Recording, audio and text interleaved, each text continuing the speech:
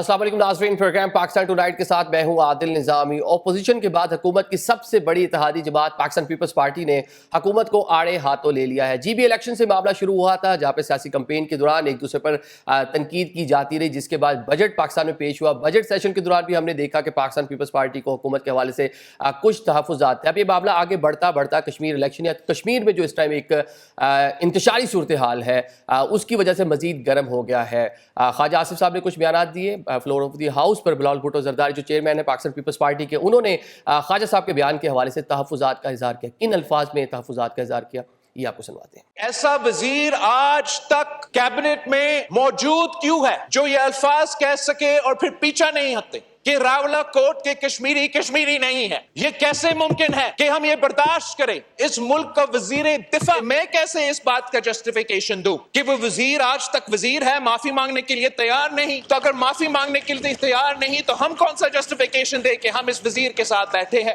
یہ آپ نے بلاول بھٹو کو سنا۔ کشمیر میں انتشاری ٹولہ اپنی کارروائیاں چلائے ہوئے ہے، چند ہفتوں سے وہاں پہ معاملات کو خراب کیے ہوئے ہے۔ وفاقی وزیر دفاع خواجہ آصف نے اس پر تحفظات کا اظہار کیا تھا اور کچھ کامنٹس جو پاس کیے تھے، جس پر بلاول بھٹو زرداری ان سے معافی کا مطالبہ کر رہے تھے، لیکن خواجہ صاحب نے معافی مانگنے کے حوالے سے بالکل کہنے کے صاف انکار کیا ہے۔ انہوں نے اس صورتحال پر کیا بیان دیا، یہ بھی آپ کے سامنے رکھتے ہیں۔ بلاول صاحب از انٹائٹلڈ ٹو سے اینی تھنگ، مجھے اس پہ کوئی اعتراض نہیں ہے، جمہوریت کا یہ حسن ہے۔ آئی ویلکم دا کرٹیسزم، جو میرا اپنا ایک نقطہ نظر ہے، میری دانش میں صحیح ہے، میں اس کو اسٹینڈ کرتا ہوں۔ یہ آپ نے خواجہ صاحب کو سن لیا، انہوں نے کہا جی اس پر میں کسی صورت ان کے کہنے پر تو معافی نہیں مانگ سکتا، اور پاکستان پیپلز پارٹی پر اس صورتحال کی وجہ سے ایک الزام لگ رہا ہے کہ وہ حکومت اور اپوزیشن دونوں کے مزے لے رہی ہے اپنے سیاسی فائدے کے لیے۔ جب حکومت کے ساتھ ہونا ہے انٹرنیشنل معاملات میں، دیکھا ہم نے شانہ بشانہ نظر آ رہے ہیں، لیکن on the other side domestic politics ہے، جی بی الیکشن ہے، بجٹ ہے، اب کشمیر الیکشن میں جانا ہے تو وہاں پر حکومت پر تحفظات بھی اس کے جو ہے وہ سامنے آتے ہیں۔ ابھی ساری گرما گرمی ہمیں کشمیر الیکشن کی وجہ سے دکھائی دے رہی ہے۔ اس تمام صورتحال میں اگر ہم بات کر لیں پاکستان تحریک انصاف کی، تو وہ کہیں نظر نہیں آ رہی۔ ماضی میں ہم دیکھ رہے تھے کہ حکومت کو ٹف ٹائم دیا ہوا تھا پاکستان تحریک انصاف نے، لیکن اس time Pakistan Peoples Party Pakistan Tehreek Insaf کا کام کرتا ہوا نظر آ رہی ہے۔ ان ایشوز پہ ذرا بات کر لیتے ہیں، اور پروگرام کے آخری حصے میں ہم دیکھیں گے ایم او یو پاکستان کی کوششوں سے سائن ہوا ہے، مڈل ایسٹ کا ایک جو صورتحال وہاں پہ ڈیولپ ہو رہی ہے، لیکن ہر کوئی اپنے مطابق ان جو 14 نکات ہے اس کی تشریح کرتا ہوا نظر آ رہا ہے۔ پروگرام کے آخری حصے میں اس پہ بات کریں گے۔ پروگرام کے پہلے حصے میں جو مہمان ہمیں جوائن کر رہے ہیں، سب سے پہلے ان کا تعارف کراتا چلوں۔ حذیفہ رحمان صاحب ہمیں جوائن کر رہے ہیں، معاون خصوصی ہیں پرائم منسٹر پاکستان کے۔ قادر مندوخیل صاحب ہمارے ساتھ موجود ہیں، پاکستان پیپلز پارٹی سے تعلق ہے، سابق رکن قومی اسمبلی ہیں۔ شوکت یوسف زئی صاحب ہمیں جوائن کر رہے ہیں، ڈپٹی سیکرٹری اطلاعات ہیں، پاکستان تحریک انصاف سے تعلق ہے۔ آپ تینوں معزز مہمانوں کو ویلکم کریں گے، شکریہ ادا کریں گے آپ کا۔ حذیفہ صاحب آپ سے آغاز کر لیتے ہیں۔ پاکستان پیپلز پارٹی جو حکومت میں آپ کی اتحادی بھی ہے، جن کے ووٹوں سے پاکستان مسلم لیگ نون کی حکومت قائم ہے، وہ وکٹ کے دونوں جانب کھیلتی ہوئی نظر آ رہی ہے۔ جہاں پر اپوزیشن بننا ہے اپوزیشن بن جاتی ہے، جہاں پر حکومتی اتحاد کو شو کرنا ہے وہاں پر آپ کے ساتھ کھڑی نظر آتی ہے۔ بہت شکریہ عادل نظامی صاحب، آپ بڑے وائبرنٹ جرنلسٹ ہیں۔ آپ تو یہ بات کہہ سکتے ہیں کہ پیپلز پارٹی جو ہے وہ پچ کے دونوں طرف کھیل رہی ہے۔ میں تو جس جگہ پر بیٹھا ہوں میں تو یہ بھی نہیں کہہ سکتا۔ بس چیئرمین بلاول کی نظر ایک میں شیئر کروں گا، جو ان کی جو والدہ محترمہ شہید بے نظیر بھٹو صاحب اکثر پڑھا کرتی تھی کہ زمانے کے حسین ترکش میں اتنے بے رحم تیر ہوتے ہیں، وہ پرندے جو آنکھ رکھتے ہیں سب سے پہلے اسیر ہوتے ہیں، اور جو بھی تیرے فقیر ہوتے ہیں آدمی بے نظیر ہوتے ہیں، عدم احتیاط لوگوں سے لوگ منکر نکیر ہوتے ہیں۔ تو بلاول صاحب کا اپنا ایک نقطہ نظر ہے ظاہر چیزوں کو دیکھنے کا، لیکن میں ان کی کسی بھی بات پر جواب دینے سے پہلے اگر آپ جواب مانگیں گے میں وہ بھی کوشش کروں گا دوں، لیکن چونکہ میری پوزیشن ایسی ہے کہ جب آپ اتحادی ہوتے ہیں تو اتحادی ہمیشہ بند کمروں میں بیٹھ کر پیچیدہ سے پیچیدہ اور مشکل سے مشکل بات کر لیتے ہیں، چاہے یہ کہ اسمبلی فلور کے اوپر آپ اس قسم کی تنقید کریں جس کا جواب دینا آپ کے اتحادیوں کے لیے اس لیے مشکل ہو کہ اگر میں اس کا مدلل جواب دوں گا اور میں یہ کہوں گا کہ بالکل ان کی بات پرنسپلی میں ایگری کرتا ہوں، کراچی میں لوکل باڈیز کا انہوں نے سسٹم متعارف کرایا، لاہور میں بھی ہونا چاہیے، لیکن شروعات جو ہم پارلیمان میں زیادہ دیکھ رہے ہیں ان کو جو جی بی کے بعد ہم نے دیکھا کشمیر کے حوالے سے خواجہ صاحب کا جو بیان ہے اس پہ بھی تحفظات ہے۔ خواجہ صاحب نے بڑا ایک کنٹرولڈ قسم کا جواب دیا ہے، کچھ زیادہ مطلب کریز سے باہر نکل کے نہیں کھیلے، وہی ہم دیکھ رہے ہیں رویہ آپ کا بھی، آپ بھی کریز سے باہر نکل کر جواب نہیں دے رہے۔ میں دیکھیں مناسب کریز سے باہر اس لیے نہیں نکل کر کھیل رہے کہ پیپلز پارٹی اور ہمارا بڑا مضبوط تعلق ہے، یعنی تحریک انصاف تو اس طرح کی زبان استعمال کر جاتی ہے کہ جس کا پھر آپ کو مجبوراً جواب دینا پڑتا ہے، ورنہ 2008 کے بعد سے پیپلز پارٹی اور ہم نے کبھی ایک دوسرے کے بارے میں ایسی زبان استعمال نہیں کی کہ جس کے بعد آمنے سامنے نہ بیٹھ سکیں. میں اسی کے اوپر آ رہا تھا, آپ اگر مجھے بیچ میں نہ ٹوکتے. گزارش یہ ہے کہ چیئرمین بلاول صاحب نے جو باتیں بھی کی ان کا جواب اگر میں دوں گا تو وہ ظاہر لگے گا کہ شاید حکومت جو ہے کنفرنٹیشن چاہ رہی ہے, اور اگر میں جواب نہیں دوں گا تو آپ یہ سمجھیں گے کہ جو چارج شیٹ حکومت کے خلاف آئی ہے وہ بالکل ٹھیک ہے, کیونکہ ان کے اپنے ہی اتحادی جماعت کے سربراہ یہ بات کر رہے ہیں. تو اس لیے ہمارے لیے ایسی کیفیت پیدا کی ہے بلاول صاحب نے کہ آگے کنویں اور پیچھے کھائی ہے, اور جواب دینا بڑا مشکل ہے. لیکن میں اتنا ضرور کہوں گا کہ لوکل باڈیز والی بات انہوں نے کی, میں سب کی جواب دے دیتا ہوں چند سیکنڈ کے اندر ہی. لوکل باڈیز بالکل پنجاب میں بھی ہونا چاہیے, اسلام آباد میں بھی ہونا چاہیے, لیکن اس میں بسط احترام ان سے اختلاف کروں گا کہ جو لوکل باڈیز کا نظام کراچی میں ہے ویسا کم از کم یہاں پر نہ ہو. باقی خواجہ آصف صاحب کے بارے میں جو انہوں نے بات کی, خواجہ صاحب کا کل میں نے دفاع کیا تھا مختلف چینل پر بیٹھ کر, کیونکہ تب تک ان کی وضاحت نہیں آئی تھی. اب ان کی وضاحت آ چکی ہے خواجہ صاحب کی. میرے خیال سے ان کی وضاحت کافی مناسب ہے اور لاجیکل بات انہوں نے کی ہے, اس کے بعد نہیں بنتا. تیسری بات جی بی کی حکومت ہے. دیکھیں جی بی میں ہم نے پیپلز پارٹی وہاں پر سنگل جو ہے وہ لارجسٹ پارٹی بن کر ابھری تھی, میجورٹی نہیں تھی ان کی, وہ میجورٹی ہمارے اور جو استحکام پاکستان پارٹی ہے ملنے سے وہ میجورٹی پوری ہوئی, ان نے اپنی حکومت بنائی ہے. لیکن میں چیئرمین بلاول کو آپ کے پروگرام کے ذریعے, اپنے بھائی قادر مندی خلیل صاحب کے ذریعے یہ ضرور گزارش کرنا چاہوں گا کہ ہم بلوچستان میں بھی, نیشنل اسمبلی میں بھی, سینٹ میں بھی, اس کے علاوہ ہم سندھ میں گورنر ہمارا ہے, وزیر اعلیٰ ان کا ہے, اس کے علاوہ کے پی کے میں ہم نے ان کا گورنر لگایا ہے, ان کے ووٹوں سے ہم وزیر اعظم بنے ہیں. جب ہم ایک دوسرے پہ اس طرح کی تنقید کرتے ہیں تو عام آدمی اس کو صرف اور صرف یہ سمجھتا ہے کہ نورا کشتی کر رہے ہیں اور شاید ہمیں بیوقوف بنا رہے ہیں. ہم یعنی چند گھنٹے پہلے چیئرمین بلاول صاحب اور ہم نور خان ایئر بیس پہ اکٹھے کھڑے ہوئے تھے اور ایرانی پریزیڈنٹ کو ریسیو کر رہے تھے. پریزیڈنٹ زرداری صاحب چھتری شہباز صاحب سے لینے کی کوشش کر رہے تھے, شہباز صاحب نے احتراماً چھتری خود تھامے رکھی اور زرداری صاحب کو دھوپ سے جو ہے بچانے کی کوشش کی اور خود کو بھی بچاتے رہے. تو اس کے بعد ہم اسمبلی میں اس طرح کی بات کریں تو لیکن ویژولز کچھ اور ہیں. ویسے جو پرائم منسٹر نے اپنے پر چھتری رکھی, لیکن چلے پریزیڈنٹ کو انہوں نے آفر کیا, چلے وہ اچھی بات ہے, الگ سے کر پوری بات بتا دیتا ہوں. نہیں وہ آپ کے پروگرام میں بڑی اہم کلاسیفائڈ بات ہے, بتا دیتا ہوں. ہوا یہ کہ پرائم منسٹر کو جب چھتری دی گئی, پریزیڈنٹ کے پاس چھتری نہیں تھی, تو پرائم منسٹر نے آگے ہو کر پریزیڈنٹ کے بالکل قریب ہی چھتری تھام لی. تو پریزیڈنٹ نے کوشش کی کہ چھتری مجھے دے دیں. جب پرائم منسٹر نے نہیں دی تو زرداری صاحب پیچھے ہو گئے کہ نہیں یہ مناسب نہیں ہے کہ میں آپ کے ساتھ جو ہے آپ چھتری پکڑے اور میں چل رہا ہوں. یہ زرداری صاحب نے ضرب دکھایا اور آپ لوگوں کو ذرا پوری بات نہیں پتا چلی. ایسا نہیں, پی ایم چاہ رہے تھے کہ میں چھتری پکڑوں. اتنی دونوں اتحادیوں میں محبت ہے, ماضی کے معاملات ابھی آپ نے کہا, چلے اچھی بات ہے, احترام ہے, محبت ہے, ٹھیک ہے, یہ احترام ہے, ٹھیک ہے, اچھی بات ہے, سیاست میں ہونا چاہیے. لیکن قادر مندی خلیل صاحب, یہ آپ نے دیکھ لیں احترام, انہوں نے بتایا کہ 2008 کے بعد سے حذیفہ بھی دعویٰ کر رہے ہیں کہ کچھ دونوں جو کیا آتے ہیں ایسا نہیں ہوا, لیکن وہ ہم نے دیکھا میمو گیٹ, میاں صاحب, کالا کوٹ شرٹ, وہ چلے بھول جاتے ہیں فی الحال ان باتوں کو. بلاول صاحب جو ہیں, پاکستان پیپلز پارٹی جو ہے ایک طرف حکومت کے آئینی عہدوں کے مزے بھی لے رہی ہے, آن دا ادر سائڈ جس طرح بتا دیا کہ غیر ملکی شخصیات آ رہی ہیں, انٹرنیشنل لیول پہ جو پاکستان کو پذیرائی مل رہی ہے وہاں پہ پاکستان پیپلز پارٹی حکومت کے شانہ بشانہ ہے, لیکن ساتھ ساتھ تنقید کا بھی کوئی موقع جانے نہیں دے رہی. جی بالکل عادل نظامی صاحب, ساری باتیں آپ کی درست ہے, لیکن ایک مذاق والی بات آپ سے کروں, جو چھتری والی بات آپ نے کی ہے وہ ویژول میں نے بھی دیکھی ہے, اور یقین کریں کہ شہباز شریف صاحب کا قد تھوڑا چھوٹا ہے زرداری صاحب سے, تو وہ جو چھتری کرا تھا تو میں ڈرا تھا کہ زرداری صاحب کو چوٹ نہ لگا دیں. وہ میرے خیال میں زرداری صاحب خود ہی پیچھے ہو گئے کہ یار اس چھتری کے نیچے میں نہیں آ سکتا ہوں, خواہ سر پہ چوٹ لگ جائے گا. بہرحال شہباز صاحب کی اپنی محبت اپنی جگہ پہ. اچھا, دوسری بات یہ کہ جو بات حذیفہ رحمان صاحب کر رہا ہے کہ اسمبلی کے فلور پہ نہیں ہونے چاہیے, تو اسمبلی کے فلور پہ یہ ساری باتیں چڑھ گئی. اسمبلی کے فلور پہ رانا ثناء اللہ نے ہمیں اور ایم کیو ایم کو لڑانے کے لیے بات کی ہے. اسمبلی کے فلور پہ راجہ ہمارے پرویز اشرف صاحب نے ان کو جواب دیے ہے, اور پھر یہ کل تک بالکل میرے ساتھ بھی کئی شو میں بیٹھے ہوئے تھے حذیفہ رحمان صاحب, یہ دفاع کر رہے تھے, لیکن اس کی ساری وہ دفاع بیکار ہو گئی. اس وجہ سے خواجہ صاحب آج بھی کھڑے اپنی باتوں پہ. اس نے کہا بالکل میں نے کہا ہے, یعنی وہ راولہ کوٹ کو آزاد کشمیر کا حصہ ہی نہیں سمجھتے ہیں. یعنی یہ دو باتیں تھوڑا میڈیا جو ہے نا اس کو مکس اپ کرتی ہے. وہ ایک طرف یہ کہتا ہے کہ راولہ کوٹ کو میں آزاد کشمیر کا حصہ ہی نہیں سمجھتا ہوں, دوسری بات وہ یہ کہتے ہیں کہ وہاں کے لوگ ہیں وہ کشمیری ہی نہیں ہیں. تو یعنی دونوں طرف سے. اب مجھے ایک بات بتاؤ, یہ کوئی سبزی منڈی کا وفاقی وزیر تو نہیں ہے, وزیر دفاع ہے, اور وہ وزیر دفاع آ کے یہ بات کر لے, وہ ویسی آگ لگی وہاں پہ, اور آپ آگ پہ جو ہے نا وہ پیٹرول چھڑکنے کی آپ باتیں کریں گے, تو کشمیر کاس کو نقصان پہنچے گا, تو پاکستان کو نقصان پہنچے گا, اور پورے دنیا میں جو کشمیری ہے اس کو نقصان پہنچے گا. خوش کون ہوگا؟ ہمارا دشمن ہندوستان, ہمارا دشمن اسرائیل.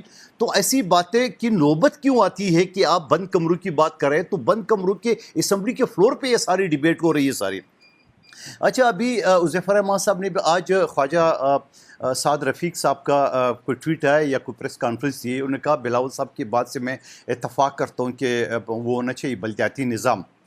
آپ کی اپنی کریں, اور پھر آپ یعنی آپ تنقید اس بس پہ کر رہے ہو جو بس چل رہی ہے. آپ کہتے ہیں یہ بس صحیح نہیں چل رہی ہے, آپ کی بس تو کھڑی ہے نا, ابھی تو اس کے ٹائر بھی نہیں لگے ہوئے.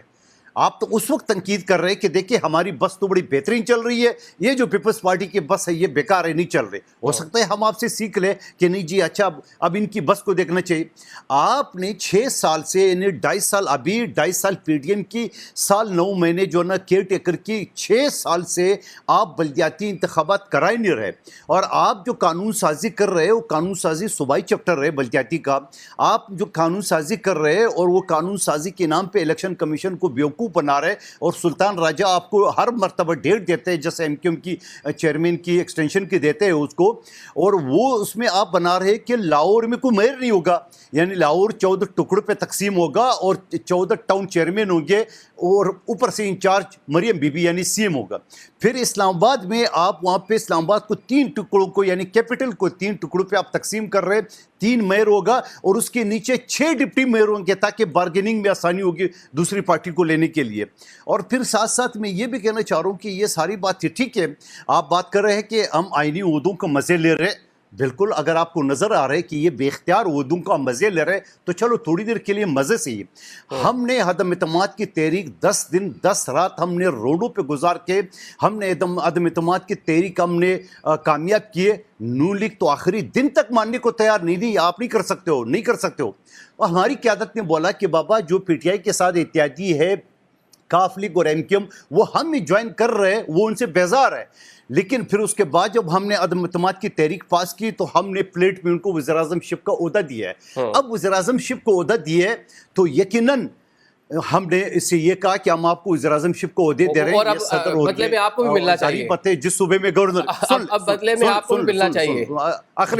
آخر نہیں بالکل بالکل میں تو مان رہا ہوں, بدلے میں اس وجہ سے مل رہے کہ شہباز شریف صاحب کے ساتھ ان کی اپنی بڑے بھائی نے بارگیننگ کی ہے کہ جب وہ خود وزیر اعظم نہیں بن سکا تو اس بات پہ اس کو ایکسیپٹ کی کہ میرے بیٹی کو وزیر اعلیٰ پنجاب بنا لے, میرے سمدھی کو آپ نائب وزیر اعظم بنا لیں, میرے دوست کو وزیر دفاع بنا لے. جب آپ گھر میں بارگیننگ کر رہے, آپ کو فری میں گھر میں وزیر اعظم وہ ماننے کو تیار نہیں تھا, تو ہم آپ کو فری میں ووٹ کیوں دے؟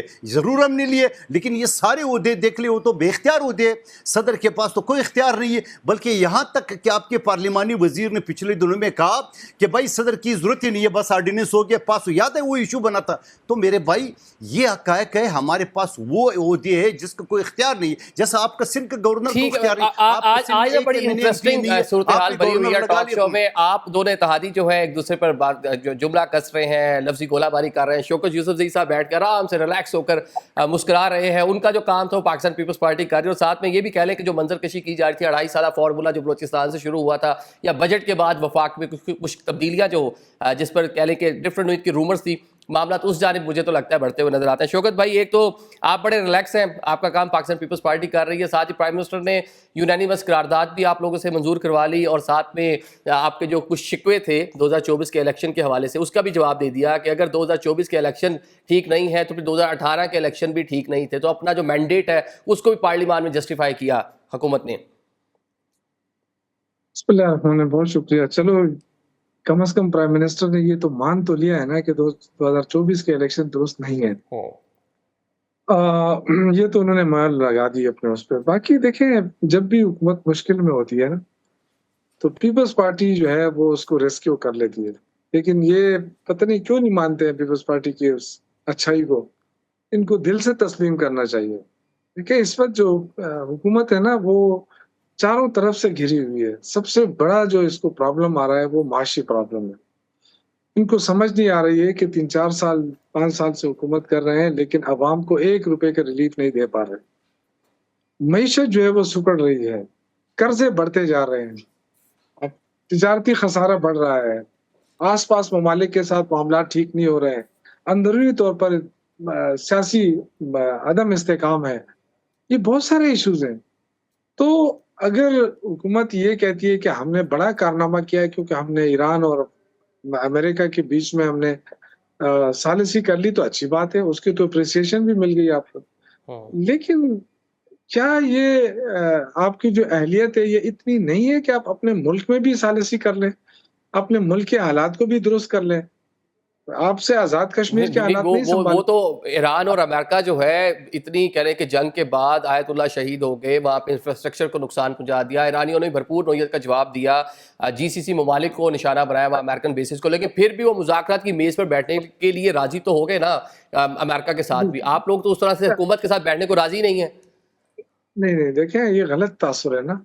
میرے خیال سے ہمارے جو چیئرمین ہیں بیرسٹر گور صاحب، وہ جب بھی اٹھتے ہیں پہلی بات وہ یہ کرتے ہیں، آپ نے اگر ان کی بات سنی ہو، یہ پرانی باتیں لے کر اٹھ جاتے ہیں کہ جی وہ تو عمران خان تو بات نہیں کرنا چاہتا. تو اگر یہ ساری زندگی یہی کرنی ہے آپ نے تو بس کرتے جائیں. لیکن میرا جہاں تک خیال ہے نا، یہ ان میں اتنی وہ نہیں ہے، سکت نہیں ہے کہ یہ لوکل مسائل حل کر سکیں. اور اس کی بہترین مثال میرے پاس ایک تو پی ٹی آئی کے ساتھ ان کے معاملات ہیں اور آزاد کشمیر کے معاملات ہیں، اور اب تو ان کے اپنے اتحادیوں کے ساتھ جو معاملات ہیں وہ آپ دیکھیں. تو دیکھیں میں سمجھتا ہوں کہ یہ صرف پی ٹی آئی کا مسئلہ نہیں ہے کہ آپ پی ٹی آئی کو دیوار سے لگا رہے ہیں. یہ وقت تو گزر جائے گا، ہم نے برداشت بھی کر لیا، لیکن ملک کو کتنا بڑا نقصان ہو رہا ہے. یعنی عمران خان کی حکومت ختم ہوئی تھی، میرے سارے بھائی گواہ ہیں، 43.5 ہزار ارب کا قرضہ تھا. آج 1,00,000 ارب تک قرضہ پہنچ گیا ہے. تو آپ مجھے بتائیں کہ یہ جو پاکستان بننے تک عمران خان تک 43,000 ارب کا قرضہ اور اب 1,00,000 ارب کا قرضہ، تو اس میں کیا بنا ہے؟ کوئی موٹر وے بنی ہے؟ کوئی قرضہ واپس کیا ہے؟ ذرا قوم کو بھی تو بتائے نا کہ ٹھیک ہے. یہ مسلم لیگ نون کے جو دوست ہیں یہ اس ٹائم فرماتے تھے کہ ریکارڈ قرضے لیے ہیں پاکستان تحریک انصاف گورنمنٹ نے. پاکستان تحریک انصاف کی گورنمنٹ بتاتی ہے کہ نون لیگ کی جو اتحادی حکومت ہے اس نے ریکارڈ قرضے لیے ہیں. عوام بیچاری پریشان ہے، قرضے لینے والے کوئی ہیں، قرضوں کا بوجھ، بجٹ 18,000 ارب کا ہے، 8,000 ارب سیدھے آپ نے سود کی مدبے دے دی ہے. عوام کے اوپر سیدھا پریشر ہے، لیویز ہے، طرح کی چیزیں ہیں. وہ نہ لینے والے نہ دینے والے، اور مشکلات جو ایک عام آدمی فیس کر رہا ہے، اور آپ ایک دوسرے پر سیاسی جماعتیں جو الزام تراشی کرتے تھے. چلے ٹھیک ہے جی، فیئر انف. حذیفہ بھائی میں ایک عرض جی ایک منٹ میں ایک عرض کروں. دیکھیں بات وہ کرنی چاہیے نا، آپ نے تو اپنی بات کر لی لیکن اس طرح ختم نہ کریں نا. آپ حقیقت پہ بات کریں نا. عمران خان نے 57 ارب ڈالر کا قرضہ لیا تھا، یہ آپ کے نوٹس میں ہے نا. 26 ارب ڈالر انہوں نے واپس کر دیے تھے، آپ کو یاد ہے؟ ٹھیک ہے. تو اس حکومت نے جو قرضہ لیا، میں تو یہی پوچھ رہا ہوں نا کہ پاکستان بننے تک عمران خان تک 43,000 ارب کا قرضہ، میں کوئی جھوٹ بول رہا ہوں؟ آپ وہ دکھا لیں، ابھی نکالیں گوگل سے، ابھی آپ کو پتہ چلے گا. اس سے لے کے ابھی تک کون سی موٹر وے بنی ہے، کون سی یونیورسٹیاں بنی ہے، کون سا قرضہ واپس ہوا؟ عمران خان نے تو 26 ارب ڈالر واپس بھی کیے نا. تو میں کوئی جھوٹ تو نہیں بول رہا ہوں، یہ تو آپ کے فگر اس پہ ہوں گے، آپ کے. چلے اس کا جواب بھی حذیفہ صاحب سے لے لیتے ہیں. حذیفہ صاحب ساتھ میں ایک اور بھی بات ہے. بلاول بھٹو جو ہیں وہ لگتا ہے بظاہر یوں لگتا ہے کہ وہ کہتے ہیں لوکل گورنمنٹ ذرا الیکشن میں جائیں وفاق میں، پنجاب میں، تاکہ پاکستان مسلم لیگ نون کو پتہ چل سکے کہ کتنی مقبولیت ہے. تو شاید وہ بھی دیکھنا چاہ رہے ہیں کہ آپ کا جو مینڈیٹ ہے وہ اس پر بھی مجھے تو لگتا ہے سام ہو تھوڑا سا وہ فارم 45 47 والا معاملہ جو ہے تھوڑا سا اس سے بھی کھیلتے نظر آ رہے ہیں کہ کتنی پاپولیرٹی ہے آج پنجاب میں، وفاق میں پاکستان مسلم لیگ نون کی، جا کے عوام کے سامنے پیش ہو. جی بہت شکریہ. میں آپ کے سوال کے ساتھ ساتھ ذرا کیلکولیٹر کا بھی استعمال کر لوں. انہوں نے کہا 1,000 ارب جو ہے یہ 357 بلین ڈالر بنتے ہیں. یعنی آپ نے اتنا بڑا فگر کر دیا جو یعنی وہی بات ہے وہ مراد سعید نے کہا 100 ارب ڈالر آئے گی، 100 ارب ڈالر ادھر مارے گی، 1 لاکھ نوکریاں کر دے گی، 50 لاکھ گھر بنا دے گی. وہ جب آپ نے چیک کیا تو پتا چلا کہ پاکستان کے تو ٹوٹل گھر جو ہے وہ 75 یا 78 لاکھ ٹوٹل گھر ہیں جو رجسٹرڈ ہیں مختلف ایم سیز میں، مختلف ضلع کونسل کے اندر، اور وہ یہ 50 لاکھ نئے گھر بنانے چلے تھے. گزارش یہ کہ بانی تحریک انصاف نے اپنے دور میں جو قرضے لیے ہم نے اس کی واپسی کر کوئی احسان نہیں کیا. ہم نے ان کے دور میں ہونے والے سارے قرضے واپس کیے ہیں. آئی ایم ایف کا پروگرام وہ درمیان میں چھوڑ کر چلے گئے تو اس کے قرضے واپس کیے. جو ہمارے برادر ممالک نے ہمیں قرضے دیے ہوئے تھے یا پیسہ پارک کیا ہوا ہمارے اکاؤنٹ میں وہ واپس کیا. کوئی احسان نہیں کیا. ہر حکومت ظاہر ملک کی بہتری کے لیے کچھ فیصلے لیتی ہے، کچھ اس کی اپنی اکنامک پالیسیز ہوتی ہیں, کچھ کامیاب ہوتی ہیں, کچھ کامیاب نہیں ہوتی. پیپلز پارٹی نے قرضے لیے تھے, ہم نے واپس کیے, ہم نے قرضے لیے, پیپلز پارٹی نے واپس کیے. تو ایک تو یہ بات اس طرح آپ بیان نہیں کر سکتے. جو بات بیان کرنے والی ہے وہ یہ ہے کہ دنیا کے جو بین الاقوامی وہ جریدے جن کے بارے میں ہمیں شوکت یوسفزئی صاحب جیسے استادوں نے سمجھایا کہ بلوم برگ ہو, اکانومسٹ ہو, فاکس نیوز ہو, یہ وہ ادارے ہیں جن میں چھپی ہوئی بات, بائبل میں لکھی ہوئی بات تصور کی جاتی ہے. یہ ادارے اپنی کریڈیبلٹی پہ کبھی کوشچن نہیں کرتے. ان اداروں نے کہا کہ پاکستان میں میکرو انڈیکیٹرز ٹھیک ہوئے ہیں. پاکستان کی ڈوبتی ہوئی اکانومی جو جون 2022 میں دیوالیہ ہونے جا رہا تھا ملک, اس کی اکانومی آج کھڑی ہو گئی ہے, وہ دیوالیہ نہیں ہو رہا. یہ اس نے ہمیں بتایا ہے. اب وہ اگر جھوٹ بول رہے ہیں تو ٹھیک ہے, ہم شوکت یوسف صاحب کی بات مان لیتے ہیں. ان اداروں کی بات جو ان جیسے ہمیں استادوں نے سمجھایا کہ یہ ادارے جو ویسٹرن پرنٹنگ یا پبلشنگ یا براڈ کاسٹنگ ہاؤسز ہیں یہ بہت کریڈیبل ہوا کرتے ہیں. تو بات ہے کہ یوسف صاحب نے اور طرف سے میں رخ موڑ دیا, حالانکہ خود سمجھتے ہیں چیزوں کو کہ 24% پہ مارک اپ تھا, ہم وہ مارک اپ 10-11% پہ لے آئے. جس ملک میں 24% پہ مارک اپ چلا جائے وہ ملک تو ترقی نہیں کر سکتا. عدم اعتماد کے دوران, یعنی اپریل میں عدم اعتماد شروع ہوئی, مارچ میں, اپریل میں وہ کنکلوڈ ہوئی, مئی جون کے اندر جا کر ہم نے حکومت سازی مکمل کی تو ڈالر 325 پہ تھا, اس ڈالر کو 278 پر لے کر آئے. خود عمر ایوب صاحب کا بیان موجود ہے جو انہوں نے دیا اکتوبر 2021 میں کہ پیٹرول 310 پہ جا سکتا ہے, اور ان کی بات فیکچوئل ٹھیک تھی. کوئی میں یہ نہیں کہہ رہا کہ وہ لے کر جا رہے تھے, کیونکہ آئی ایم ایف کا پریشر تھا, پیسہ آپ نے واپس کرنا تھا. وہ تو ڈیفینیٹلی جتنی بھی حکومتیں ہیں جب بجٹ دینا ہوتا ہے وہ پھر بتاتے ہیں آئی ایم ایف پروگرام میں ہے, مجبوریاں ہیں. بہت سارے پرائم منسٹر آفس میں اس ٹائم لوگ تھے, خان صاحب پرائم منسٹر تھے, اس ٹائم وہ بتاتے تھے کہ جناب آئی ایم ایف کا پریشر ہے, دیٹس وائی حکومت کو یہ بولڈ اسٹیپ لینا پڑیں گے, یہ پیٹرولیم مصنوعات بڑھانی پڑیں گی. پھر اچانک سے 150 پہ جو پرائس ہے اس کو بھی لاک کر دیا. چلیں یہ ذرا مقبولیت والا ذرا جواب دینا, اس پہ آگے آ رہا ہوں, یہ ذرا مقبولیت پہ بھی آ جائیں. وہ کہہ رہے ہیں ٹیسٹ کر لیتے ہیں پنجاب میں, وفاق میں کتنی مقبولیت ہے. سر میں اسی پہ آ رہا ہوں, انتہائی ادب کے ساتھ 10 سیکنڈ لوں گا. گزارش یہ کہ وہی پھر فیصلے کی قیمت ہم نے کی نا, آپ نے پیٹرول روک دیا 150 پہ, آئی ایم ایف آپ سے روٹ گیا, اور پھر بہت لمبی کہانی ہے, خیر میں اس میں نہیں جا رہا. مقبولیت کا عالم یہ ہے کہ میری گزارش ہے بلاول صاحب سے ادب کے ساتھ, وہ اس بات پہ ناراض نہ ہو جائیں کیونکہ وہ روٹ جاتے ہیں. بلاول صاحب پنجاب کا جو حلقہ طے کر لیں, جو حلقہ آج یہ لاک کروا دیں, اور اس پہ نہ میاں نواز شریف, نہ میاں شہباز, نہ حمزہ, یہ میاں نواز شریف کا ادنا کارکن, آزاد نہیں, شیر کے ٹکٹ پہ, آزاد میری کوئی حیثیت نہیں ہے, شیر کے ٹکٹ پہ بلاول صاحب میرا مقابلہ کر لیں 1 on 1. اگر بلاول صاحب جیت گئے ہم فیڈرل گورنمنٹ چھوڑ دیں گے.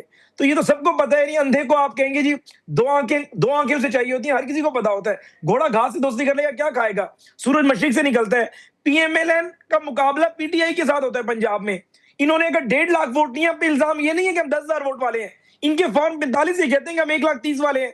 رانا ثناءاللہ صاحب ہارے ہیں تو یہ کہتے ہیں کہ ان کے ووٹ صحیح جنرل مانتے ہیں, یہ کہ وہ رزلٹ ٹھیک ہے. 1,15,000 ٹھیک ہے, یہ دوسرا چیلنج ہے. ایک آپ نے چیلنج کر دیا سیدھا بلاول صاحب کو کہ وہ پنجاب کے کسی بھی حلقے میں آ کر الیکشن لڑ لیں. علی موسیٰ گیلانی صاحب نے عمران خان صاحب کو چیلنج کر دیا کہ وہ کسی بھی پنجاب کے حلقے سے آ کے ان کے خلاف الیکشن لڑ لیں. چیلنج کو اپریشیٹ کیا. اب بلاول صاحب بہت ماشاءاللہ آکسفورڈ گریجویٹ ہیں, بے نظیر شہید صاحبہ کے بیٹے ہیں, وہ اپنی ایک اتحادی جماعت کو یہ کہیں کہ جو پنجاب کی مقبول ترین جماعت ہو, اور تحریک انصاف کہتے ہیں ہم مقبول نہیں, مقابلہ ہمارا تحریک انصاف کا ہے. پیپلز پارٹی تو کہیں ہے ہی نہیں. یعنی وہ پیپلز پارٹی جو کہ لاہور میں سمینہ خالد گھر کی سیٹ نکالا کرتی تھی, اعتزاز صاحب کی سیٹ نکالا کرتی تھی, یعنی لاہور کی 13 سیٹوں میں سے 3-4 سیٹیں پیپلز پارٹی لیتی تھی, وہ پیپلز پارٹی آج کہیں نہیں ہے. اور بلاول صاحب جو ہے جذبات میں ہے, کسی بات پہ غصے ہیں تو یہ عرض کر رہے ہیں, یہ فرما رہے ہیں کہ جی نون لیگ جو ہے ختم ہو گئی ہے پنجاب سے. تو میں نے یہ عرض کی ہے کہ بلاول صاحب اپنی مرضی کا حلقہ چن لیں, بے شک وہ حلقہ کشمور اور سندھ کے جو بارڈر ہے اور پنجاب کا, وہ رحیم یار خان کا ہی کوئی حلقہ چن لیں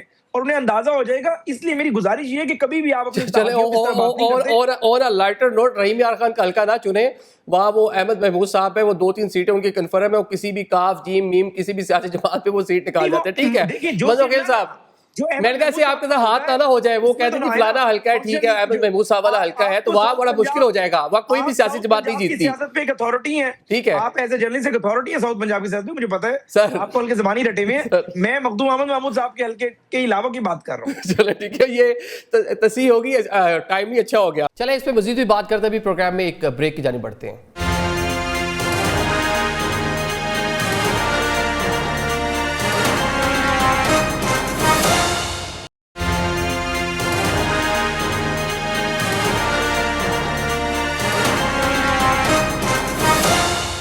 welcome back after the break. Programme میں آپ کو ایک بار پھر سے خوش آمدید کہتے ہیں. مندوخیل صاحب ایک تو چیلنج کر دیا انہوں نے کہ بلاول صاحب آ کے پنجاب میں حذیفہ صاحب کے مقابلے پہ جو ہے نا الیکشن لڑ لیں اور وہ نہیں بیٹ کر سکتے حذیفہ صاحب کو, پاکستان مسلم لیگ نون کا ٹکٹ ہو.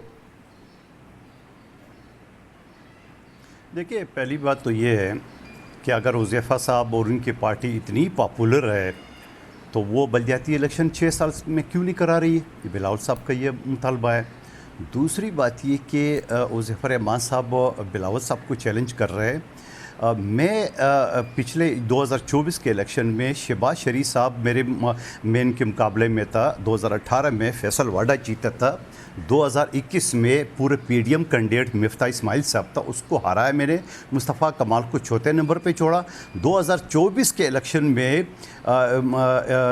شہباز شریف صاحب کو میں نے اس علاقے سے چلتا کر دیا ہے کیونکہ اس کے ڈاکومنٹس میں نے چیلنج کیے ہیں. ان کا تائید کنندہ اور پاور اٹارنی جو تھا وہ ایک ہی آدمی تھا. وہ کیا وہ نام ہے وکیل ہے کوئی ادھر میرے حلقے کا, وہ کاغذات چھوڑ کے یہاں سے لاہور چلا گیا شہباز شریف. یہ ریکارڈ کی باتیں بتا رہا ہوں. دوسری بات, میں کوئی شہباز شریف نواز شریف صاحب کو چیلنج نہیں کروں گا حذیفہ صاحب کی طرف. میں تو صرف اتنی درخواست کروں گا کہ پچھلے 2024 کے الیکشن کے شہباز شریف صاحب کے, نواز شریف صاحب کے اور مریم بی بی کے فارم 45 دکھا دے. اگر وہ جیتے تو خدا کی قسم زندگی میں سیاست اور وکالت کا نام نہیں لوں گا. اچھا میں جواب دے دوں سر اس بات کا فوراً؟ دے دیں, جواب دے دیں حذیفہ صاحب. پہلی بات تو یہ, ہم تو قادر مندوخیل صاحب کی مقبولیت تو کوشچن کر ہی نہیں رہے. یہ اپنے حلقے کے ایک مقبول سیاستدان ہیں اور اس دفعہ ان کے ساتھ زیادتی بھی ہوئی ہے. ہم تو ان کی مقبولیت پہ بات ہی نہیں کر رہے. شہباز صاحب ضرور اس حلقے سے لڑنے کا ارادہ ہوا ہوگا, بعد میں ارادہ چینج ہو گیا. یہ مقبول آدمی اپنے حلقے میں, ہم تو اس کو ایڈمٹ کرتے ہیں, اور اس میں ظاہر ان کا اپنا ووٹ بھی ہے, ان کی پارٹی کا 3 کا نشان کا ووٹ بھی ہے. دوسری گزارش یہ کہ اگر انہیں پتہ ہو مریم نواز صاحب اپنا فارم 45 دکھا چکی ہیں اور وہ فارم 45 دکھانے کے بعد ہی لاہور کے حلقے میں جو ان کے خلاف کیس ہوا وہ خارج ہوا. شہباز شریف صاحب کے خلاف کوئی کیس ہی نہیں دائر کیا تحریک انصاف نے. شہباز صاحب جو ہے وہ قصور سے بھی جیتے تھے حلقے اور لاہور سے بھی جیتے تھے, اور ایک کیس ایک درخواست فائل نہیں ہوئی. آپ کو میں چیلنج کروں گا, کل عادل نظامی صاحب کے شو میں تینوں کا فارم 45 لا کے اور مجھے دکھا دے, میں خدا کی قسم سیاست کرنے. میں بتاؤں الیکشن کمیشن کا فارم 45 نہیں, الیکشن کمیشن کا فارم 45 نہیں, الیکشن کمیشن کا 45 نہیں, آپ کے جو پولنگ ایجنٹ ہیں ان کا فارم 45. اور الیکشن کمیشن نے تو مصطفیٰ کمال کو بھی 72,000 ووٹوں پہ جتایا جبکہ 3,000 ووٹ سے تھے. آپ کے جو پولنگ ایجنٹوں کا فارم 45 وہ مجھے دکھا دے, خدا کی قسم میں آپ کا غلام بنوں گا. چلیں اب ایک چیلنج اور بھی لے لیں. یہ شوکت بھائی بیٹھ رہے ہیں. شوکت بھائی آپ بھی بتائیں جی کون کون کے حلقوں کے آپ کو فارم 45 چاہیے. یہ چیلنج چل رہا ہے, دونوں اتحادی جماعتیں ہیں جناب, مسلم لیگ نون اور پیپلز پارٹی, وہ ایک دوسرے کو چیلنج کر رہے ہیں فارم 45 کی. آپ بھی بتائیں کن کن حلقوں کا آپ کو فارم 45 چاہیے, آج ملیں گے آپ کو جناب. مجھے تو بڑا مزہ آ رہا ہے کہ پہلی دفعہ ٹی وی کے اوپر سچ بولا جا رہا ہے, اور میں قادر مندوخیل صاحب آپ کا بہت شکریہ ادا کرتا ہوں کہ آپ نے سچ بات کی, حق کی بات کی. پہلی دفعہ, پہلے بھی کی ہوگی لیکن آج تو آپ نے کمال کر دیا ہے. باقی تو میرے بھائی نے وہ سسٹم کو کیا نا کہ 1,000 ارب میں 1,000 میں اتنے اس پہ نہیں پڑھنا چاہتا ہوں کیونکہ میری میتھس ہمیشہ کمزور رہی ہے, لیکن میں نے آپ سے کہا 56 ارب ڈالر قرضہ لیا تھا, 26 ارب ڈالر واپس کیا تھا. اب اس پہ آپ خود سوچیں کیا تھا کیا نہیں تھا, لیکن جو آج قرضہ ہے میں تو اس سے اتنا جاننا چاہتا ہوں. 1 لاکھ آپ نے فرمایا, اگر آپ ریپیٹ میں سن لیں گے, آپ نے کہا 1 لاکھ ارب پی ایم ایل این لے چکی ہے, آپ نے یہ فرمایا. اگر آپ اسے تصحیح کر رہے ہیں تو میں اپنے شوکت بھائی ڈالرز بھی بتا دیں نا, کتنے بلین ڈالر لیا ہے یہ اتحادی حکومت نے. کہہ رہا ہوں کہ دیکھیں, میں نے دیکھا نا جب عمران خان کی حکومت ختم ہو رہی تھی تو 43.5 ارب ڈالر کا قرضہ تھا پاکستان کے اوپر. یہ آپ ابھی گوگل کریں, یہ بہت زیادہ ہو جائے گا. 1000 ارب ڈالر ہے, یہ کوئی 100 کچھ ارب ڈالر میں ایک ہزار ٹوٹل بنتے ہیں, تو یہ بہت زیادہ فگر ہے. وہ یا روپیز کر لیں یا ڈالر کر لیں. نہیں میں 43,000 ارب کی بات کر رہا ہوں, ڈالر کی بات نہیں کر رہا ہوں. 43.5 ارب کا قرضہ تھا جب عمران خان کی حکومت ختم ہو رہی تھی. قادر مندوخیل صاحب کو بھی پتا ہوگا, نہیں تو ابھی گوگل پہ سرچ کر لیں. میں یہ کہہ رہا ہوں کہ آج 1,00,000 ارب تک کیوں پہنچا ہے. پھر آپ کہہ رہے ہیں کہ ہم نے تو معیشت ٹھیک کیا, یہ کیا. بھائی اتنا بڑا قرضہ آپ نے چڑھا دیا پورے ملک کے اوپر, اور ہمیں کہہ رہے ہیں کہ ملک کی دیوالیہ ہو رہا تھا. اس وقت تو گروتھ ریٹ 5.6 تھا, آج گروتھ ریٹ آپ 2.5 ہے. اس وقت پیٹرول 150 تھا, آج پیٹرول 400 پہ آپ نے پہنچا دیا. اسی طرح کوئی بھی چیز آپ اٹھا کے دیکھ لیں. اب آج مجھے بتائیں, آپ تو پیٹرول کی قیمتیں 10 اور 20 روپے کم کر دیں گے, لیکن وہ دال کی قیمت کون کم کرے گا, آٹے کی قیمت کون کم کرے گا, چاول کی قیمت کون کم کرے گا, یہ جو غریب ہے اس پہ کون رحم کرے گا؟ اصل بات تو یہ ہے. آپ نے کہا کہ چیلنج دیا ایک دوسرے کو, تو چلو آج یہ بات کر ہی لیں نا. ایک طرف سے آپ کھڑے ہو جائیں, ایک طرف سے آپ نے بلاول صاحب کو چیلنج دے دیا ہے, اور ایک طرف سے ہم اپنے کسی ورکر کو کھڑے کر دیں گے اور شفاف الیکشن کا وہ کرا دیں. یہ آج طے کر لیں, چلیں کوئی بھی حلقہ مقابلہ آپ کا ہمارا ہونا ہے, مقابلہ تو آپ کا ہمارا ہونا ہے, پھر شفاف ہوگا تو پھر آپ دیکھیں کہ آپ کو کتنے ووٹ پڑتے ہیں, کس کو کیا پڑتا ہے, وہ تب پتہ چلے گا نا. لیکن وہ قادر مندوخیل صاحب نے جو بات کی ہے نا کہ فارم 45 جو اوریجنل فارم 45 وہ لا کے دکھا دیں, وہ کسی کے پاس نہیں ہے. اسی لیے آج جو ہے نا جو پولنگ ایجنٹوں کو دیے وہ سلطان راجہ والا فارم 45 نہیں, جو پولنگ ایجنٹوں کے پاس ہے, اور باقی پارٹیوں کو بھی منگا کے کمپیئر کر لیتے کہ پی ٹی آئی کا فارم 45 کیا ہے, پیپلز پارٹی کیا ہے, اور نون لیگ کیا ہے. دودھ کا دودھ پانی کا پانی ہو جائے گا. ظفر احمد صاحب, آپ نے سی سی ڈی ایک پولیس کو ہمارے خلاف استعمال کیے جی پی میں, آپ نے کروڑوں اربوں روپے کے اسکیم ہوا کی, آپ نے وہاں شہباز راجہ ایک پٹواری چیف الیکشن کمشنر لگایا, آپ نے وہاں پہ ہر ایڑی چوٹی کا وہ امیر مقام کو بھی استعمال کیے. آپ کا رزلٹ کیا ہے جی پی میں؟ آپ میرے چیئرمین کو چیلنج کرے ہو, آپ اپنے جی پی کے رزلٹ تو دیکھ لیں کہ آپ نے ہر حربہ استعمال کرنے کے باوجود آپ ناکام ہوئے, اور اسی وجہ سے آپ نے ہاتھ کھڑے کر دیے کہ بھائی ہم ہار گئے, پیپلز پارٹی جیت گئی. پھر بھی ہمارا 18 سیٹیں تھی, آپ نے یہ جو 5-6 لیے یہ بھی داندلی سے کہ اوریجنلی آپ کی 2 سیٹیں تھی. تو میں ایک چیز یہ کہنا چاہ رہا ہوں کہ یہ ساری جو باتیں ہیں نا, آپ بلدیاتی الیکشن کرا لے, ختم. ابھی جو اگلا الیکشن ہے وہ تو بات کی بات ہے. آپ لوگوں نے نواز شریف صاحب کو سنبھال کے رکھا تھا 2029 کے الیکشن کے لیے, وہ کارتوس بھی آپ لوگوں نے ضائع کر دی جی بی میں. وہ جا کے وہاں رونا دھونا شروع کر دیے, مجھے نکالا, تم لوگ کیوں نہیں نکلے تھے؟ ارے بابا, آپ کو بھیجا تھا الیکشن کمپین کے لیے, رونے دھونے کے لیے نہیں ہے. اور یہ تانے تو آپ پنجاب والوں کو دے, سندھ والوں کو دے جس نے آپ کو ووٹ دیے. جی پی والوں کے پاس کیا ہے بیچاروں کا؟ اور یہی اشر آپ کا کشمیر میں ہونے والا ہے, یہ خواجہ آصف کا اور یہ آپ رانا ثناءاللہ کی بیانات یاد رکھ لیں. آپ کا جی پی کی طرح اشر ہوگا کشمیر میں, اور اس کے بعد بلدیاتی الیکشن بھی آ رہا ہے, تب بھی اب آئے ہیں قادر صاحب اصل بات کے اوپر. جناب پورا جو تنازع ہے یہ کشمیر الیکشن ہے, حذیفہ صاحب وہ ایک نیا ٹیسٹ ہے آپ لوگوں کے لیے. جی بی میں نہیں ملی اس طرح کی پذیرائی, میاں صاحب خود گئے لیکن عوام نے لفٹ نہیں کرائی. جی بی الیکشن جناب پاکستان پیپلز پارٹی کا اگلا ٹارگٹ جی بی کے بعد کشمیر حکومت ہے. بہت شکریہ. میں تو گوگل پہ سرچ کر رہا تھا جب انہوں نے کہا کہ شہباز راجہ صاحب جو ہے وہ پٹواری ہیں, تو میں تو ریونیو کا ان کا ریکارڈ نکال رہا تھا کہ وہ واقعی پٹواری ہیں. پتہ ہی چلا نہیں, وہ تو اے ٹی سی کے جج تھے پیپلز پارٹی کے دور میں. تحریک انصاف نے اپنے دور میں انہیں چیف الیکشن کمشنر لگایا تھا وہاں کا, اور اب بھی وہ چیف الیکشن کمشنر تھے. تو ایک تو تصحیح کر لیں, وہ پٹواری نہیں تھے, جوڈیشری سے آئے تھے. پاکستان پیپلز پارٹی کے دور میں وہ اے ٹی سی کورٹ کے سیشن جج رہے, اور پاکستان تحریک انصاف کے دور میں, پی ٹی آئی کے دور میں وہ جو ہے وہاں پہ الیکشن کمیشن تعینات ہوئے. گزارش یہ ہے کہ میں نے نہ چیئرمین بلاول صاحب کی کوئی مقبولیت پہ بات کی, میں ایک ریئلسٹک اسکول آف تھاٹ کا حامی شخص ہوں. اگر آپ مجھے کہیں گے جی نواب شاہ میں الیکشن ہے, تو میں بالکل مانوں گا کہ نواب شاہ میں چیئرمین بلاول کھمبے کو بھی کھڑا کریں گے, ان کا وہاں پر اتنا ووٹ بینک ہے کہ وہ جیتے گا. اور وہاں اگر مقابلہ ہوگا تو ممکن ہے پی ٹی آئی سے ہو یا پر جی آئی فے سے مولانا فضل الرحمان صاحب کا بھی وہاں پر ووٹ بینک موجود ہے. انہوں نے چونکہ پنجاب کی بات کی تو میں نے بصد احترام ریکارڈ کی درستی کے لیے بتایا کہ پیپلز پارٹی کا پنجاب میں ووٹ بینک اب نہیں رہا ڈیو ٹو سم ریزنس, اور اس لیے پنجاب میں اگر مقابلہ بھی کسی بھی حلقے میں ہوا تو پیپلز پارٹی کا نہیں, پی ایم ایل این اور تحریک انصاف کا ہوا. گزارش میں دوسری یہ کر دوں, نے فارم 45 کی بار بار بات کی. فارم 45 کی 3 یا 4 نقول ہوتی ہیں, اور وہ ایک الیکشن کمیشن کے پاس ہے اور باقی ایک امیدواروں کے پاس ہوتی ہے, یا اس سے زیادہ ہوتی ہیں کیونکہ کاربن کاپی اس کی بنتی ہے. تو یہ اس کاربن کاپی کا فرانسک آڈٹ کرا لیں. کبھی پورے ملک میں کسی ایک بھی حلقے کا انہوں نے کسی انڈیپینڈنٹ ایجنسی جو عالمی معیار کی ایجنسی ہو, چھوڑ دیں الیکشن کمیشن کو, چھوڑ دیں جوڈیشری کو, چھوڑ دیں ٹریبیونل کو, چھوڑ دیں نون لیگ کو, کبھی انہوں نے فرانسک کرائے کہ 4 حلقوں کے یہ 4 امیدواروں کے آپس میں ہے, اور ان کی سیاہی, ان کی رائٹنگ اور کس وقت میں لکھی گئی یہ رائٹنگ, اس کا ہم نے فرانسک کروایا. میں کبھی یہ بات نہیں کروں گا, اس کا جواب دینا بڑا آسان ہے, میمز بھی بن جائیں گی اور میں مقبول بھی ہو جاؤں گا, کل ٹاپ ٹرینڈ بھی رہوں گا کہ میں کہوں جی کراچی کے فلاں حلقے کا کرا لیں.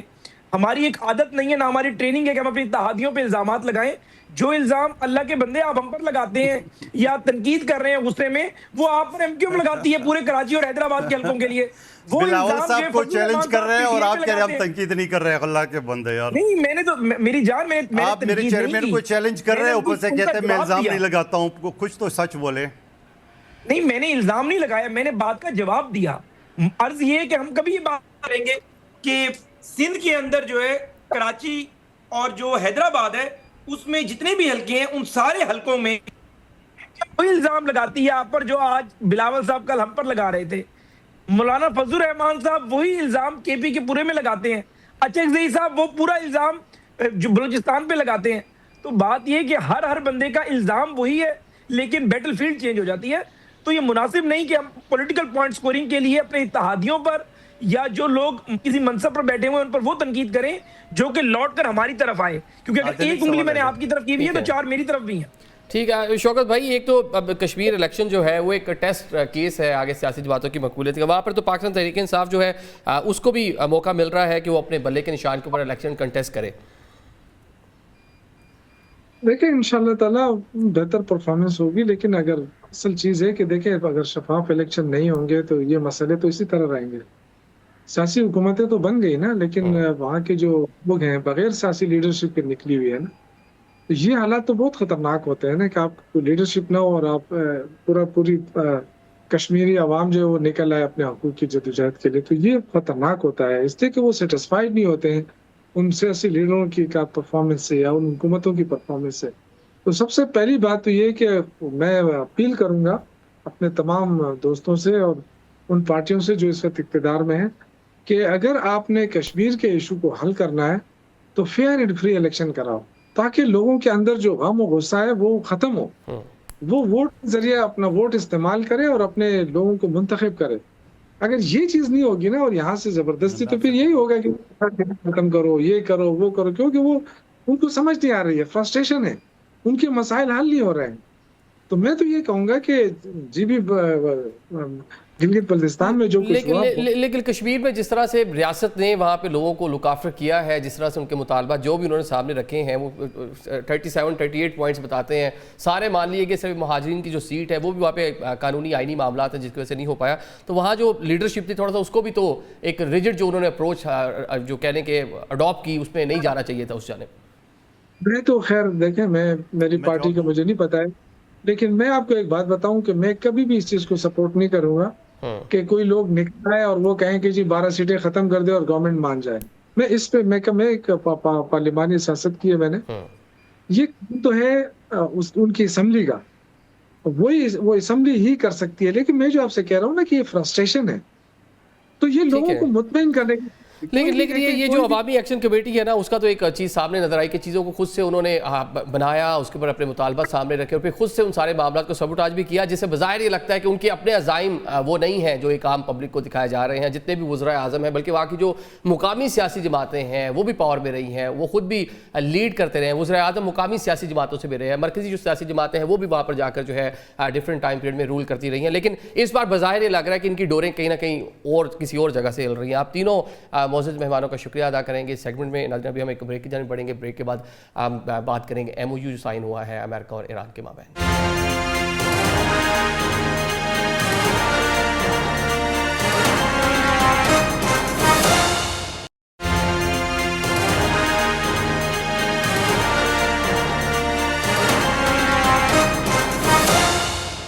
Welcome back after the break. Programme میں آپ کو ایک بار پھر سے خوش آمدید کہتے ہیں. بات کر لیتے ہیں امریکہ اور ایران کے مابین جو MOU ہوا ہے اس میں ایک کہہ لیں کہ جو صورتحال ڈیولپ ہو رہی ہے ایک غیر یقینی کی صورتحال پیدا ہوتی ہوئی نظر آ رہی ہے. دونوں فریقین جو ہیں اپنے اپنے مطابق ان پوائنٹس کی تشریح بھی کر رہے ہیں اور ڈفرینٹ ویت کی جو اسٹیٹمنٹس بھی دے رہے ہیں. اس پر بات کرتے ہیں. ڈاکٹر ملیحہ لودھی صاحب ہمارے ساتھ موجود ہیں.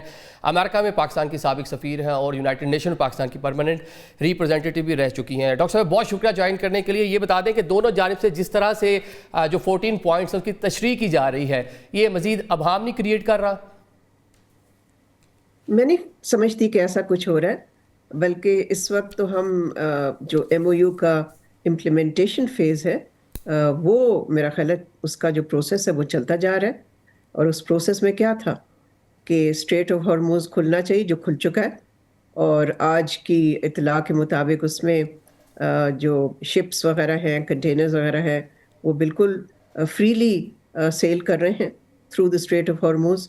دوسری طرف سے جو امریکہ نے بلاکیڈ ہٹانا تھا وہ امریکہ ہٹا چکا ہے. تو یہ سب سے جو اہم پہلا قدم تھا امپلیمنٹیشن کا وہ تو پورا ہو چکا ہے.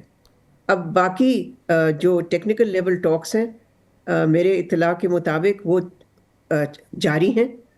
دونوں سائڈز ایک دوسرے سے بات چیت میں مبتلا ہیں. They are busy in this process. تو ابھی تک تو یہ جو امپلیمنٹیشن کا فیز ہے وہ تو مجھے ٹھیک چلتا ہوا نظر آ رہا ہے. لیکن ڈاکٹر صاحب جس طرح کی اسٹیٹمنٹس آ رہی ہیں، ٹرمپ نے کل کہا کہ اگر وہ ٹول ٹیکس لیا جائے گا ایران کی جانب سے تو سمجھے کہ بات آگے بڑھ ہی نہیں سکتی. آن دا ادر سائڈ ایران نے بھی کچھ چیزیں کمٹ کی ہیں کہ IAEA کے جو معائنہ کار ہیں ان کو رسائی دی جائے گی تنصیبات تک، وہ بھی اس کو مطلب دینے کے لیے راضی نظر نہیں آتا. دیکھیں بہت سارے اس طرح کے ایشوز آئیں گے. آخر جیسے میں نے پہلے بھی عرض کیا یہ امپلیمنٹیشن فیز ہے MOU کا. تو اس طرح کے سوالات اٹھیں گے، اس کے پھر جواب دیے جائیں گے، اور اس سب کے لیے میکنزم بنایا گیا ہے اس میمورینڈم کے تحت. اور اس میکنزم میں دونوں سائڈز پھر جو ڈفرینسز ہیں اس پہ وہ ریزالو کرنے کے لیے ان کو بات چیت کرنی پڑے گی.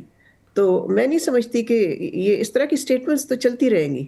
یہ تو نہیں ہو سکتا نا کہ 24 گھنٹے کے اندر اندر جیسے ہی میمورینڈم سائن ہوا تو ہر چیز ٹھیک ہو جائے گی. ایسا نہیں ہوگا. ٹھیک ہے. لیبنان کا اگر معاملہ دیکھ لیں کہ ایرانیوں کا ایک کہہ لیں کہ موقف رہا ہے کہ وہاں پہ بھی جو کمٹمنٹس ہیں وہ پوری کی جانی چاہیے، لیکن اسرائیل بطور اسپوائلر کا رول پلے کر رہا ہے. ڈفرنٹ ٹائم پیریڈ میں ڈفرنٹ طریقے سے انہوں نے پورے معاملے کو سبوتاج کرنے کی کوشش بھی کی، اور ابھی بھی وہ بطور لیوریج اس کو استعمال کر رہے ہیں. کس طرح کیا اسرائیل امریکہ کو وہ بھاؤ نہیں دے رہا، یا امریکہ کی جو مطالبات ہیں وہ پورے کرنے میں ناکام رہے گی؟ کیونکہ ٹرمپ تو کئی بار کہہ چکے ہیں کہ اسرائیل کو چیزیں ماننا ہوگی، لیکن مانتے نظر نہیں آتے. دیکھیں اسرائیل نے تو ضرور جیسے آپ نے کہا کہ اسپوائلر کا رول پلے کیا. اسرائیل کو تو پسند نہیں آیا، ظاہر ہے وہ مخالف ہے اس میمورینڈم آف انڈرسٹینڈنگ کا، اس ڈیل کا جو امریکہ اور ایران کے درمیان ہوئی ہے. لیکن میں سمجھتی ہوں کہ امریکہ کے انٹرسٹ میں ہے، ان کے مفاد میں ہے کہ وہ اس کو اسرائیل کو روکے، اس کو رین ان کرے. اس لیے کہ صدر Trump is invested in this deal. تو وہ تو نہیں چاہیں گے کہ کوئی بھی رکاوٹ ہو. تو اگین میں سمجھتی ہوں کہ اسرائیل اگر کوشش بھی کرتا ہے تو وہ ناکام ہوگا اس ڈیل کو سیبوٹاج کرنے میں. ٹھیک ہے. آپ امریکہ میں پاکستان کے سفیر بھی رہی ہیں، بڑے قریب سے آپ نے ساری کی ساری چیزیں دیکھی ہیں. وہاں پر جو جیوز لابی ہے اس کا امریکن جو سسٹم ہے اس پہ کتنا اثر و رسوخ ہے، اس پر بھی بہت ساری باتیں ہوتی ہیں. کیا امریکہ اور اسرائیل کے مابین اختلافات جو فی الحال نظر آ رہے ہیں یہ مزید بڑھ بھی سکتے ہیں کہ یہ بس ایک بیانات تک ہی محدود رہیں گے؟ میرا خیال ہے اس وقت جو رفٹ ہے امریکہ اور اسرائیل کے درمیان وہ انپریسیڈنٹڈ ہے. ہم نے پہلے ایسا ہوتا ہوا نہیں دیکھا، اور نہ ہی ہم نے ایک اور چیز دیکھی، اور وہ یہ ہے کہ امریکہ میں جو اوپینین پولز ہیں ان سب میں ہم دیکھ رہے ہیں کہ اسرائیل کے لیے جو حمایت ہے وہ کم ہوتی جا رہی ہے، بلکہ آلموسٹ پلنج کر گئی ہے. تو اس سے تو پھر نتیجہ یہی نکلتا ہے کہ تعلقات شاید وہ نہ رہے جو کہ ماضی میں رہے. لیکن اس کا مطلب یہ بھی نہیں ہے کہ اسرائیل کی جو ایک اسپیشل پوزیشن ہے امریکن خارجہ پالیسی میں اور امریکہ کے اندر بھی تو وہ ختم تو نہیں ہوگی، لیکن وہ اس پہ اثر ضرور ہوا ہے، نیگیٹو اثر ضرور ہوا ہے جو اسرائیل کا کنڈکٹ رہا ہے غازہ میں بھی اور اب ایران کے حوالے سے بھی. ٹھیک ہے. وداؤٹ امریکن سپورٹ اسرائیل کہاں سٹینڈ کرتا نظر آتا ہے؟ کہ امریکہ اس طرح سے ماضی میں اس کو سپورٹ کرتا چلا آیا ہے، وہ سپورٹ ان کو حاصل نہیں رہتی، تو اسرائیل کی سٹینڈنگ کیا ہوگی؟ دیکھیں صدر ٹرمپ نے بہت دفعہ کہا، اور اس دفعہ تو انہوں نے سچ ہی بولا ہے کہ امریکہ کے بغیر اسرائیل جو ہے وہ سروائیو نہیں کر سکتا، اس حوالے سے کہ ان کا اکنامک جو ڈپینڈنس ہے امریکہ پہ اور ملٹری ڈپینڈنس ہے، سارا اسلحہ جو ہے وہ امریکہ سے آتا ہے. پھر آپ کو معلوم ہے کہ billions of dollars of assistance, اس سے زیادہ کوئی ملک نہیں ہے جس کو امریکہ اتنی اسسٹنس دیتا ہو ہر سال. تو ظاہر ہے اس کے بغیر تو بہت چیلنجنگ ہوگا اسرائیل کے لیے، اور نہ ہی اسرائیل چاہے گا کہ وہ کھو دے یہ اسسٹنس. ٹھیک ہے، اس پوری وار کے بعد ہم دیکھ رہے ہیں کہ جی سی سی ممالک میں بھی ایک تقسیم دیکھنے کو ملی ہے، ایک نیا مڈل ایسٹ بنتا نظر آ رہا ہے، نیو ٹائز وہاں پہ، نیو الائنمنٹس ہوتی ہوئی نظر آ رہی ہیں. Marco Rubio U S secretary of state دورے پر ہیں اور ان 3 ممالک پر گئے ہیں جو اس پوری جنگ کے دوران ایک الگ سے لائن لیے ہوئے تھے. کیا فیوچر میں امریکہ بھی اس ریجن کے اندر ان لوگوں کے ساتھ ہی کھڑا ہوگا جو ایران کے حوالے سے ایک ہارڈ کور موقف رکھتے ہیں؟ اول تو یہ کہ میں امریکہ کی جو ڈومیننس ہے مشرق وسطیٰ میں، وہ مڈل ایسٹ میں، وہ تو میں سمجھتی ہوں کہ ختم ہو رہی ہے، اس کا ہم خاتمہ دیکھیں گے. اب سوال یہ ہے کہ کیا امریکہ ڈس انگیج کرے گا اس خطے سے یا اس کے ساتھ انگیج رہے گا. آپ کو یاد ہوگا کہ جب امریکہ نے، صدر ٹرمپ نے جب اپنے ملک کی نیشنل سیکیورٹی اسٹریٹجی ایشو کی تھی پچھلے سال، تو اس میں مڈل ایسٹ کے بارے میں تو انہوں نے یہ کہا تھا کہ اب ان کی پرائیورٹی جو ہے وہ ویسٹرن ہیمسفیئر ہوگی، مڈل ایسٹ نہیں ہوگی. تو اس حوالے سے بھی ہمیں دیکھنا کہ کیا وہ عمل اس اسٹریٹجی کا کریں گے یا اس جنگ سے جو تبدیلیاں آئی ہیں اس کی وجہ سے امریکہ اور انگیج ہوگا. ٹھیک ہے، لیکن سعودی عربیہ تو کوشش کر رہا ہے. ایران کی جس طرح آپ نے کہا کہ ریجنل جو ایک حیثیت وہ بالکل ماضی سے بدل چکی ہے، جس طرح سے اس نے امریکہ اور اسرائیل کو صاحب ہم تو یہی کہہ کہ ڈیفیٹ کر کے رکھ دیا نا بہت ساری جگہوں پہ. مطلب جو اپنی چیزیں تھیں، جو پوائنٹس ہیں جو ہم دیکھ رہے ہیں وہ اس پہ بھی ایران کی برتری فی الحال دکھائی دیتی ہے. جو سعودی عربیہ کی کوشش ہے کہ ریجن کو دوبارہ سے مطلب ان کے معاملات بہتر کروائے جا سکیں، جی سی سی ممالک اور ایران کو ٹیبل پر بٹھایا جا سکے، کیا یہ اسی بات کا ادراک ہے کہ اب ایران وہ ایران نہیں رہا ماضی والا؟ میرا خیال ہے جیسے میں نے پہلے بھی عرض کیا، سعودی عربیہ کی کوشش ہوگی کہ وہ اپنے تعلقات جو ہیں وہ ایران کے ساتھ بہتری کی طرف لے کے جائیں. ابھی بھی آپ نے نوٹ کیا ہوگا کہ جو ایران کے وزیر خارجہ ہیں اور سعودی عربیہ کے وزیر خارجہ ہیں، ان کے ساتھ ان کی آپس میں باقاعدگی سے ٹیلی فون پہ بات چیت ہوتی رہی ہے. تو یہ تو اس چیز کی نشاندہی کرتی ہے کہ جو مشرق وسطیٰ کے 2 سب سے بڑے ملک ہیں، ایران اور سعودی عربیہ، ان کے درمیان میں سمجھتی ہوں کہ تعلقات جو ہیں وہ سٹیبل یا سٹیبلٹی کی طرف، دونوں ملک چاہیں گے کہ وہ سٹیبلٹی کی طرف جائیں. ٹھیک ہے، جی سی سی کی اگر بات کر لیں، یہ کنٹریز جو 6 ممالک ہے، کلچر ایک ہے، نظام حکومت چینج ایک جیسا ہی ہے اور بڑے قربت تھیں ان ممالک. ان میں بھی ایک رفٹ دیکھی ماضی میں ہم نے اور ایک کہنے کہ ایک تقسیم نظر آتی تھی. کیا یہ دوبارہ سے یونائٹ ہو پائیں گے جی سی سی ممالک؟ مشکل ہی ہے، اس لیے کہ جو رائیولریز ہیں اتنی تو یکجہتی نہیں تھی جتنے کہ آپ جس کا ذکر کر رہے ہیں. اس وقت بھی جب کہ کہتے تھے کہ بھئی بڑی یونٹی ہے، یونٹی نہیں تھی. یو اے ای اور سعودی عربیہ کے درمیان، پھر قطر اور سعودی عربیہ اور قطر اور یو اے ای کے درمیان بھی پچھلے چند سالوں میں بلکہ سینکشنز امپوز کیے سعودی عربیہ اور یو اے ای نے قطر پہ. تو یہ ایک ہسٹری جو ہے، تاریخ جو ہے آف رفٹس، میں نہیں سمجھتی کہ ایک دم سے یہ غائب ہو جائیں گے، اس لیے کہ جو ان کی رائیولریز ہیں وہ نہیں ختم ہوگی. رائیولریز کس چیز کے لیے؟ انفلوئنس، اثر، اور یہ کہ خاص طور پہ یو اے ای تو یہی چاہتا ہے کہ بس وہی ایک ڈیسٹینیشن ہو فارن انویسٹرز کے لیے، بزنس کا کیپٹل وہی ہو اس ریجن میں، مگر سعودی عربیہ بھی یہی چاہتا ہے. تو اس کی وجہ سے میں نہیں سمجھتی کہ یکجہتی کی طرف ہم نے دیکھیں گے اس خطے کو جاتے ہوئے. ٹھیک ہے، لیکن ایک عام آدمی بیٹھ کر دیکھتا تھا کہ جو لیڈرشپ ہے ساتھ بیٹھ کر فٹ بال کا میچ دیکھ رہی ہیں اور ساتھ سعودی جو کراؤن پرنس ہیں وہ کہہ رہے تھے کہ نیا جو ہے یورپی یونین یہ جی سی سی ممالک ہوں گے، لیکن on the other side with ان کنٹریز یا آپس میں جو رفٹ تھی وہ بھی اپنی جگہ موجود تھی. ڈاکٹر صاحب R4 کا کیا آپ مستقبل دیکھتی ہیں؟ پاکستان صاحب اس کو لیڈ کرتا ہوا فی الحال نظر آتا ہے. کیا دیگر جو ریجن کے بڑے ممالک ہیں وہ بھی اس کا حصہ بن سکتے ہیں؟ جو مسلم نیٹو کی ہم بات کرتے تھے، جو ماضی میں بھی ایک کہہ لیں خواب رہا مسلم ممالک کا، کیا وہ ہوتا نظر آتا ہے؟ میں نہیں سمجھتی کہ مسلم نیٹو کچھ ایسا ہو سکتا ہے. بہت زیادہ ڈفرینسز ہیں ان ممالک کے درمیان. اور دوسرا یہ کہ پاکستان کو کیا ضرورت ہے کہ اتنی بڑی ذمہ داری وہ لے لے. پاکستان کے پاس اور بھی ایشوز ہیں جس پہ کہ اس کو نظر ڈالنی چاہیے. پاکستان کا اپنا خطہ جو ہے ساؤتھ ایشیا، آپ کو معلوم ہی ہے ہمارے 2 ہاٹ بارڈرز ہیں بھارت کے ساتھ، مشرقی اور مغربی بارڈر دونوں. بالکل جی، شکر ہے کہ ایران کے ساتھ اب کوئی مسئلہ نہیں ہے، بلکہ تعلقات کہیں بہت زیادہ مضبوط ہو چکے ہیں. تو میں نہیں سمجھتی کہ جو لوگ کہتے بھی ہیں کہ یہ ہمیں کرنا چاہیے، میں کم از کم سمجھتی ہوں کہ ہمیں محتاط رہنا چاہیے. ہمارا فوکس اپنے گھر پہ ہونا چاہیے اور اپنے ہی سرحدوں پہ ہونا چاہیے. ہمیں اپنی جو سلامتی ہے اس کو ایشور کرنا چاہیے، نہ کہ اور ملکوں کی سلامتی کی ہم ذمہ داری اٹھائیں۔ ٹھیک ہے، اپنی سلامتی کو انشور کرنا ہے۔ صرف آخر میں یہ بتا دیں جو پاکستان کی گڈ ول بنی ہے، پاکستان نے بطور ثالث جو ہے ایک بڑا تنازع جو ہے اس کو حل کروانے میں اپنا بھرپور کردار ادا کیا ہے، دنیا پاکستان کی معترف ہے، اس سے پاکستان اپنی اکانومی کو کس طرح اسٹرینتھن کر سکتے ہیں یا اس حوالے سے کس طرح سے فوائد حاصل کر سکتے ہیں؟ اس میں بہت ساری بات ہوتی ہے، آج کل میڈیا پہ بھی ڈسکس ہو رہا ہے، پاک ایران گیس پائپ لائن جو ہے وہ پڑی ہوئی ہے اور بہت سی چیزیں، تو اس کا معاشی طور پہ ہم کس طرح فائدہ اٹھا سکتے ہیں؟